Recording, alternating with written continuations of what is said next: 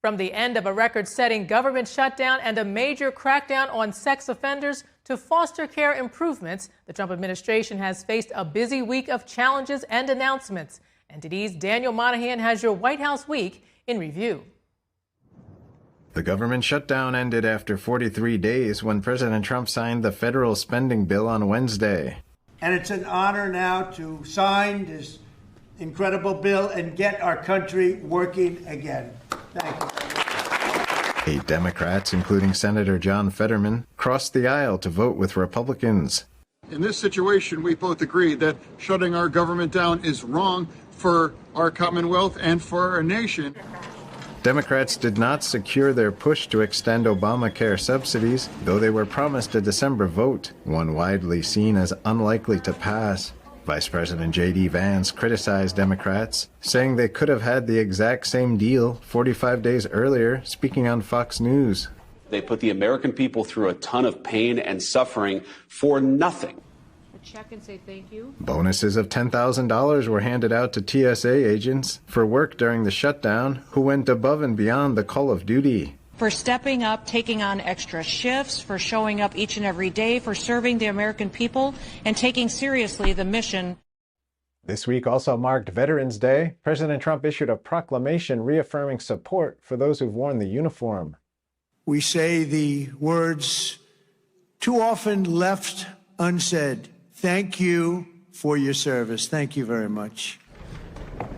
Secretary of State Marco Rubio traveled to Ontario for a G7 foreign ministers meeting. Rubio pushed back against criticism from some U.S. allies over the legality of the U.S. strikes on alleged drug boats in the Caribbean. I do find it interesting that all these countries want us to send, and supply, for example, nuclear-capable Tomahawk missiles to defend Europe. But when the United States positions aircraft carriers in our hemisphere where we live, somehow that's a problem. President Trump signed an executive order to improve America's foster care system. All of this has been made possible by Melania's incredible devotion to America's youth. This small spark today will ignite a profound and lasting nationwide movement. The measure is billed as empowering youth transitioning out of foster care with the tools they need for independence and success.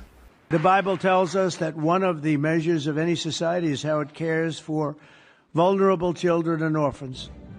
The President and the First Lady enjoy a moment of rest after a hard day's work, taking in the sounds of the Marine Band.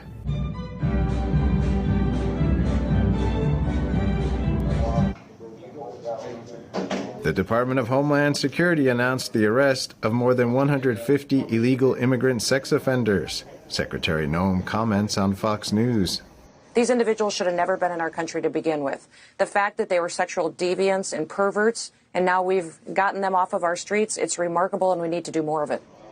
The operation targeted child predators, rapists, and violent criminal illegal immigrants with convictions including sexual assault of minors, rape, child exploitation, and attempted homicide. In total, more than 230 criminal illegal immigrants were arrested.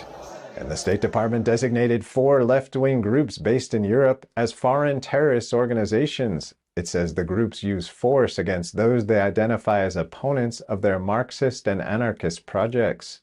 Daniel Monaghan, NTD News.